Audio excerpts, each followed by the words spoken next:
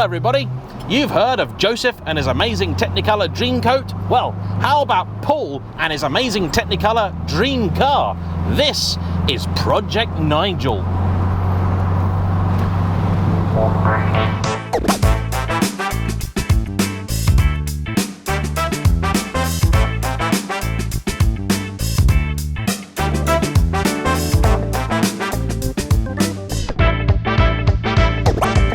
Nigel is an example of a 2003 Rover 25, built in Rover's dying days, and a car that wasn't exactly well loved when new, but now I think is something of a charmer. The 25 was essentially a heavy facelift of the outgoing Rover 200, which had been introduced in 1995. This arrived in 1999 and remained in production until MG Rover shut its doors in 2005. Confusingly, the third generation 200, known internally as the R3, replaced the second generation 200, which was actually quite a different car. That was a much larger item and was available in coupe or saloon form, so a more direct rival for something like, say, a Vauxhall Cavalier, a Ford Mondeo, or I suppose a BMW 3 Series. This, though, was a strict hatchback-only affair. It was smaller than the outgoing car and built on a, technically speaking, new platform, though in reality a lot of it wasn't new at all. The front end was taken from the existing 200, the rear suspension is from a Maestro, and the interior was hardly cutting edge even in the 1990s. The 200 isn't a car that I really remember all that well, barring the rather fruity looking 200BRM, which sadly did not have the go to match the looks. The 25 is the sort of car that in theory should belong in the cheap and cheerful category. However, back then it was generally regarded Rover only got half of that right, because it was cheap. When new, both owners and journalists found plenty about the 25 to dislike. The front end looks, though much more modern than the outgoing 200, having been inherited from the newer 75, weren't exactly universally loved. The interior was universally derided for being fairly cheap and nasty. All the switchgear in here wasn't very impressive for the time, and this gear lever definitely looks like it's come from a much older car, which in fairness may not be original. This is the nature of Nigel, we'll discuss a little bit more in a minute. The interior was also lacking in terms of both space, functionality, and the entire car wasn't particularly well put together. In many ways you could call this one of the last genuine Rover products, because the 45 underneath is essentially a Honda and the 75 was developed by BMW.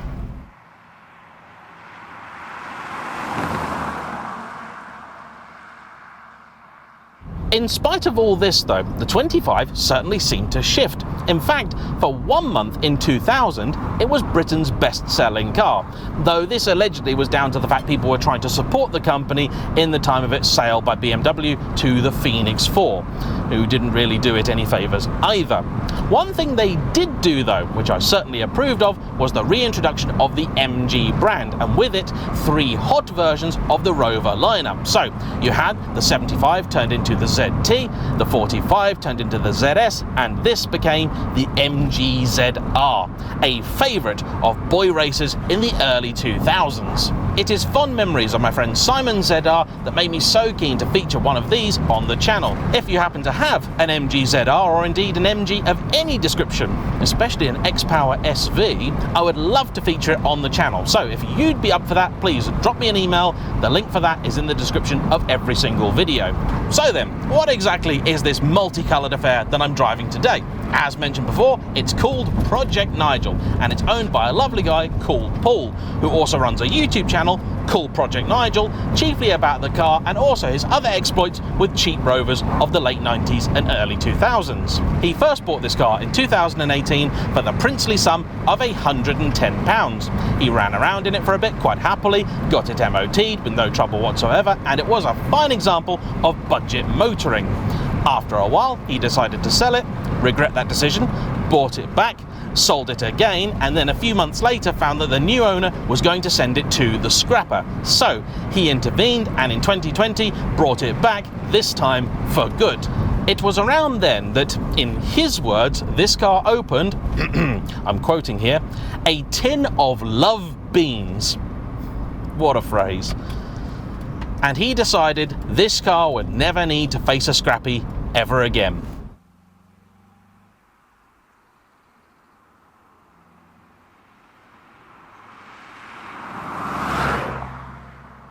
Though it may look a little bit like an attempt at humour, Paul has actually taken his efforts with this car reasonably seriously.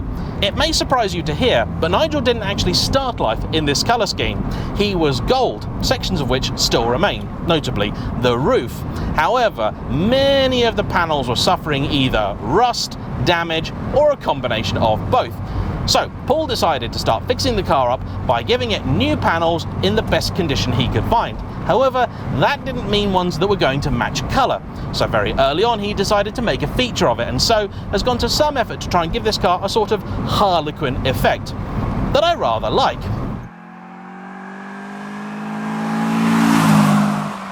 He's also added a number of pieces from both the earlier 25s and also the 200. This being a 2003, it was built during a period known as Project Drive, when the bosses at MG Rover decided they wanted to try and make some money. They thought that the best way to achieve this, rather than trying to make the cars better, was to make them cheaper. So they began a fairly extensive process, taking out every single little thing that they deemed unnecessary. In some cases doing really random stuff like removing buttons from keys, that sort of stuff. Things that could only conceivably have saved a few pennies here or there. A very dark period for MG Rover. Thanks, I believe, largely to Nigel, Paul now has a small business buying, selling and restoring these 25s and the related ZR. The Rover community is a friendly, helpful and dedicated one. He has managed to assemble a small but loyal band of followers that I hope we can add to. I'm already subscribed and I hope you'll join me. The link for his channel is going to be in the description of this one, and I'll put it on screen now too. It's just Project Nigel.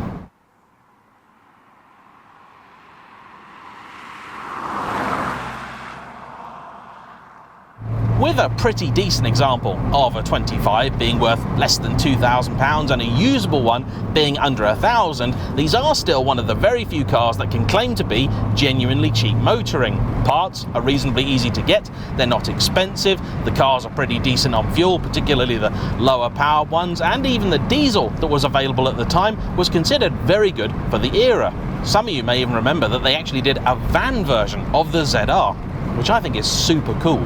So beyond being a still somewhat cheap car that has a lot of nostalgia attached to it, is there really any reason why people like Paul should spend a lot of time and effort in preserving the 25 instead of just letting them go to the scrapyard for which they're almost certainly destined? You know what? I think he's onto something.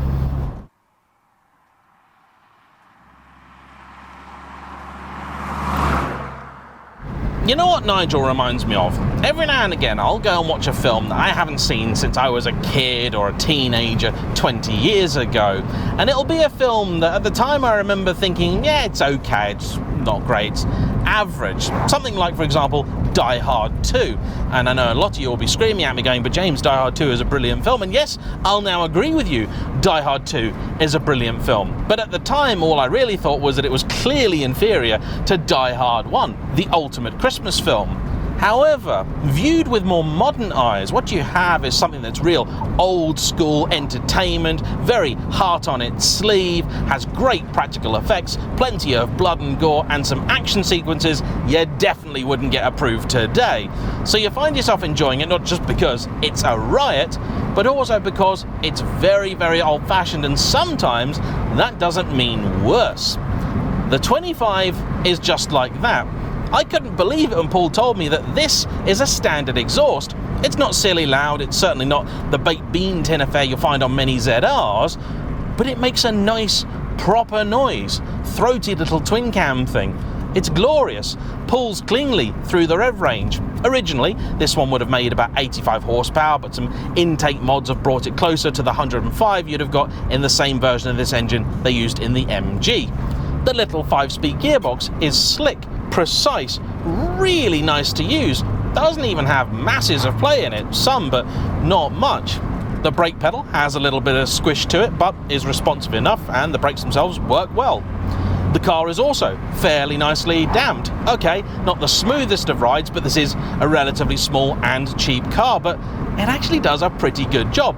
This test route involves a couple of sections that on suspension are fairly brutal. I came down here this morning in an Alfa Romeo Giulia Quadrifoglio, and there are parts of the road where I feel I can go quicker in this than the Alfa, simply because the Alfa wants to get bounced into a hedge.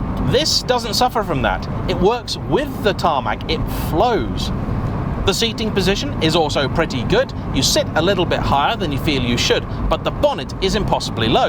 You can also place the car very easily, and visibility is excellent. The B-pillar is way back there. Yeah, sure, rear seat space is somewhat limited. The boot's okay, not terrible actually, but it's decent, it works well. You feel like the windows go all the way down there, so for parking, this thing is an absolute peach. And then we get onto the best bit of the whole thing. The steering is good. It's really, really good. I did not expect this at all. I don't remember the ZR being like this, but then it's been a very, very long time since I've driven one, and this is the Die Hard 2 thing that I'm talking about. You see, 20 years ago, all cars pretty much steered well. But now, normal cars are terrible. No feel, completely limp and lifeless. It's a shock if you drive a car that's actually good to steer. One of the few brands I know that produces cheap cars now with good steering is Kia, but this aces most of those.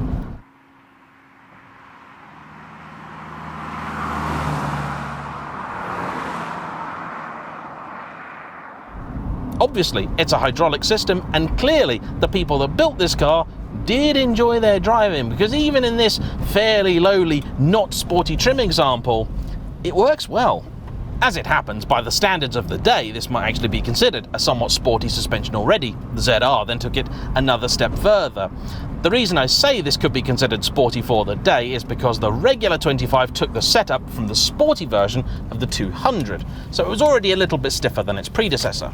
At town speeds, you'll find a little bit more heft to the steering than I think some people would be happy to tolerate, but honestly, it's really, really not that bad at all. And then you get to a little bit of road like this, where you drop it down into second, give it the big one, and you can have the time of your life.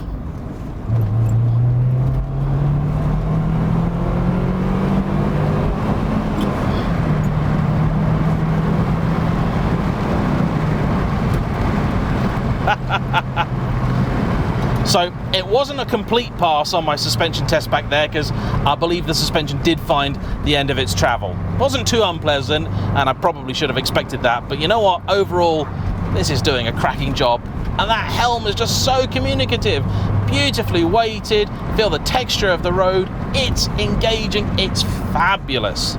The real shame is that even now you mention these cars to anybody and they'll say, oh, K-Series, head gasket.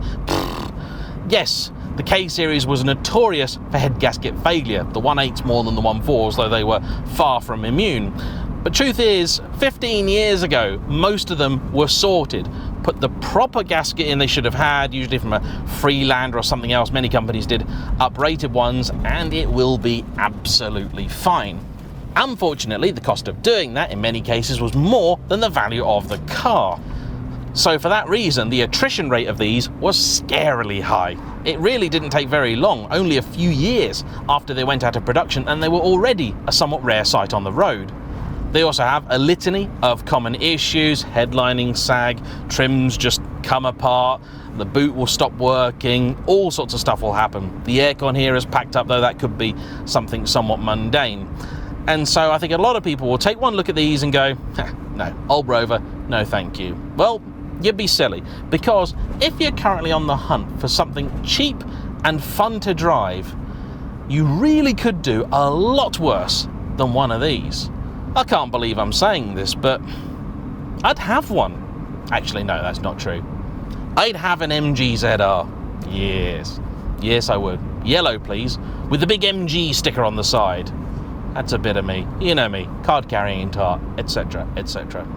So there we have it. That is a look at a very unusual Rover 25, a model, it turns out, I actually kind of like, though it did take me 20 years to realise it.